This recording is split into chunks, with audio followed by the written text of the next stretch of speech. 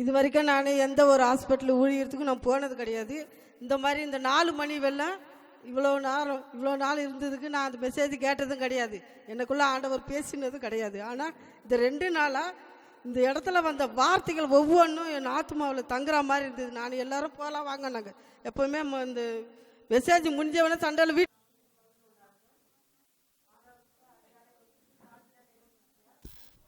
இது வரைக்கும் நான் எந்த ஒரு ஹாஸ்பிட்டல் ஊழியத்துக்கும் நான் போனது கிடையாது.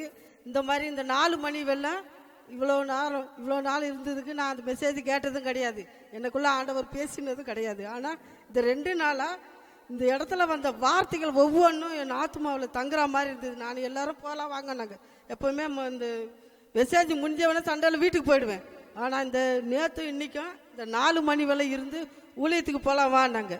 அப்போ நான் சொன்னேன், எனக்கு கால் வேறு வலிக்குது, நான் என்ன பண்ணுறது, ஏன்னா ஏற்கனவே விழுந்து அடிபட்டு இருக்குது காலு, இந்த வலியோடு எப்படி போகிறதுன்னு. ஆனால் எனக்குள்ள ஆண்டவர் பேசினார், நீ போ அப்படின்னு சொன்னோம்னா சரி நானும் வரேன் அப்படின்ட்டேன். அதுக்கப்புறம் போயிட்டு இது வரைக்கும் நான் ஹாஸ்பிட்டலில் போய் ஒருத்தருக்கு நான் உண்மையிலேயே நான் வியாதிஸ்தர்களுக்காக நான் ஜெபம் பண்ணது கிடையாது. வீட்டுக்கெல்லாம் சொல்லுவாங்க, நான் ஜெபம் பண்ணுவேன், அவ்வளோதான். ஆனால் அது நல்லாச்சா நல்லா இல்லைன்னு எனக்குள்ள ஒரு அபிவிசுவாசம் இருந்தது தான். அதுக்கப்புறம் நேற்று நாங்கள் 3 பேரும் போயிருந்தோம். இந்த 2 சகோதரிங்க 3 பேருக்கு ஜெபம் பண்ணிட்டு நீங்கள் அந்த பக்கம் வாங்க ஆண்டின்ட்டாங்க. சரி நான் அந்த பக்கம் வந்தேன். திருத்தணிக்கு அண்ணாண்டு இருந்து ஒரு வயசானவங்க இருந்தாங்க, அவங்க படுத்துக்கிட்டு இருந்தாங்க.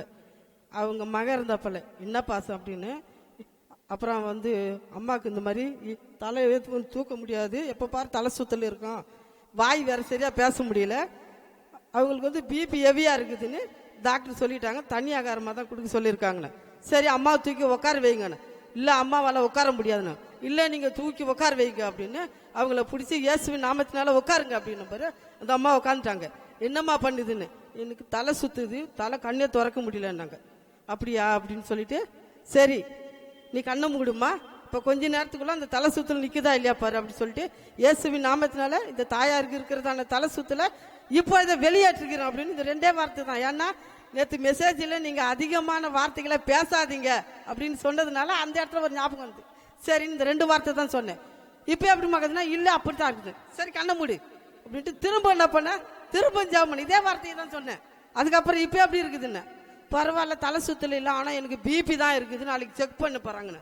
என்ன செக் பண்ணாலும் சரி உனக்கு நார்மலாக தான் வரும், நாளை சாயங்காலம் நீ வீட்டுக்கு போவே, நீ விசுவாசி அப்படின்னு பாரு.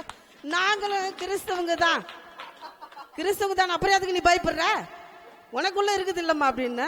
அதுக்கப்புறம் அவங்க அம்மா நன்றிம்மா உங்களுக்கு காணிக்க அப்படின்னாங்க. எங்களுக்கு காணிக்க கொடுக்க வேணாம், ஆண்டவருக்கு நன்றி சொல்லுங்க, அது போதும் எங்களுக்கு அப்படின்னு.